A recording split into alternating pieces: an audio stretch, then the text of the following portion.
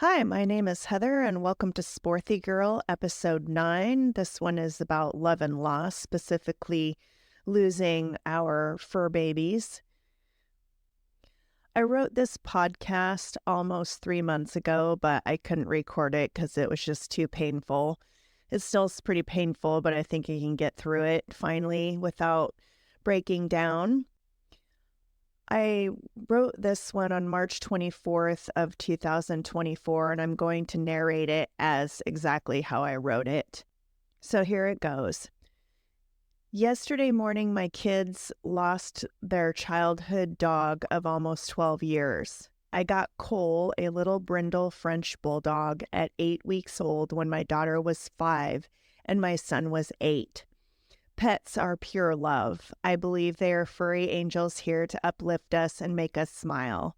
I heard once that dogs have the mentality of a 2-year-old toddler, and yes, they can be annoying and have bad habits just like we do, yet the level of quiet, unconditional love they provide is priceless. Cole's birthday was coming up in 3 weeks on April 12th of 2024. He would have been 12. The average life of a Frenchie is 10 to 12 years, which provides some solace that we did something right to have had the privilege of him blessing our lives for almost 12 years. Over the years, Cole was many things: a play buddy and companion when the kids were little, then an emotional support animal to my daughter in her tween and early teen years when she suffered from anxiety and severe depression. He was also one of our sleeping companions every night of his life, switching between the kids when they were younger to me and my daughter when they got older. Cole was a follower and a major attention hog to the point of total annoyance to me. Sitting on someone's lap and getting pet was never enough. While watching TV or a movie, he would fall backward while in your lap, expecting you to catch him and love him even more. Or he would get 2 inches from your face and stare you down out of the corner of his eye. Or he would jump around like a Mexican jumping bean in order to get more attention. Sometimes I would lock him in a back room just so I could watch a show in peace. But of course, now that he is gone, I have so many regrets. He had many other bad habits that would irritate me, like foraging for kitty roca in the litter box on a daily basis, and coming out of the laundry room where we kept the box with the cat litter Fu Manchu. I finally got smart and barricaded the litter box. He also licked a lot. I mean, a lot. The 3 humans in our household have misophonia, me included, which is hatred of sound, and his licking was one of the sounds none of us could handle. It always seemed exceptionally loud due to Cole's smushed face, and it would go on for what seemed like forever. He was also a constant puller while on a leash and would grab shoes to greet us with because he was so excited. But then he would drop the shoe somewhere where we couldn't find it or in his water bowl. He had to always be where we were, so getting a break when we were home was difficult sometimes. 2 days ago, which was Friday, March 22nd of 2024, I took Cole on his daily walk with our other dog, Alonzo, who we got when Cole was 5. It was a tough transition for Cole as the number 1 dog in the house for so long, but soon they became best friends. Friday was like any other day. Cole was his usual self, except that I noticed that he had been eating lots of grass the past 2 days. That wasn't really unusual for him, except for the amount that he was eating, which seemed like a lot. After his walk, I left Cole on the couch so I could take a nap by myself because I wasn't feeling well. He would typically come in and sleep with me, but this time he merely stared at me when I went down the hallway. I wonder if he wasn't feeling well then. That night, he ate dinner like a champ, like he always did, but then an hour later, he appeared to be in pain with a distended stomach. My son and I were the only ones home, so we decided to watch him, but after 2 hours, he started shaking and having a hard time standing on his back legs. Since it was now 9:45 p.m. on a Friday night, our only option was to go to the ER vet. I was worried about the bill because I had lost my job 9 months prior, and unemployment benefits had run out 2 months prior. I had no income coming in, and the unemployment benefits had not covered all of our expenses over the previous 6 months. After 3 hours of waiting at the vet, the tests were inconclusive and the estimate was already at $1,300. The vet said his pain was not manageable at home and they needed to keep him there, bringing the new estimate up to $3,300, which I couldn't pay. Luckily, they let me pay the low end of the estimate, which was $2,200.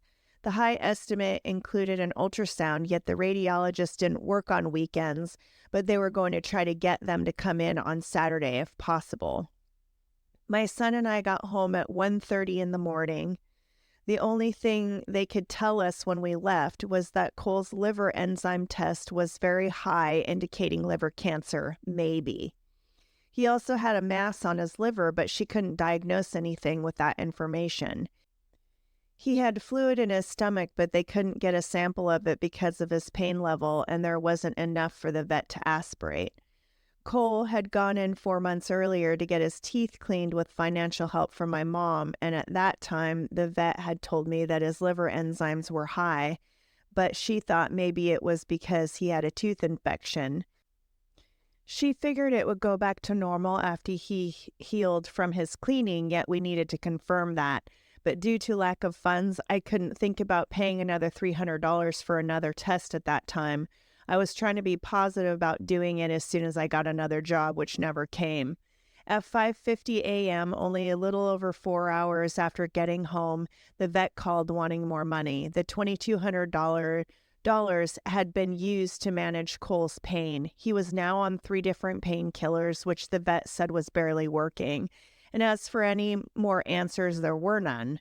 When my son and I had said goodnight to Cole 4 hours earlier, he was in distress and panting heavily. I called my mom, who is my only financial help, and she said it was time to let him go. I knew she was right, yet I felt I was failing Cole and my kids by not doing more, or at least getting some answers. Yet I had no funds to do anymore, and I had to assume that they would have to manage his pain until Monday or later in the week when the radiologist finally showed up. It didn't matter anyway because there was no money. It felt cruel to keep Cole in the state that he was in when the drugs weren't helping that much. I was quite sure he did have liver cancer, and I told the vet we needed to put him down and we would be there to say goodbye. I woke the kids up to tell them what was happening, and both wanted to go, so at 6:15 in the morning we went to the clinic to be placed in a room to say goodbye to our longest-standing pet family member. When he came in, he was so distraught that he was panting heavily and pacing. He didn't seem to care that much about us being there. He just wanted relief and was trying to find a way to escape the room. However, at first encounter, besides the obvious anxiety, he seemed to be walking better, which threw us for a loop. Like maybe he had a fighting chance that I couldn't give him. But then the vet came in to tell us that he was getting worse and whatever was happening internally was really bad.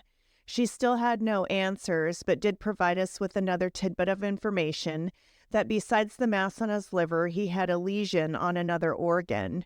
She still couldn't tell us what the fluid was in his stomach. I could only guess that he was bleeding internally from the lesion. We all sat with Cole while the vet administered the sleep aid first and then the medicine that would stop his heart.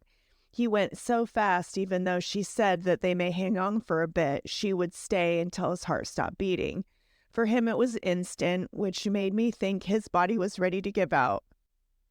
Anyway, because of all the pain and stress.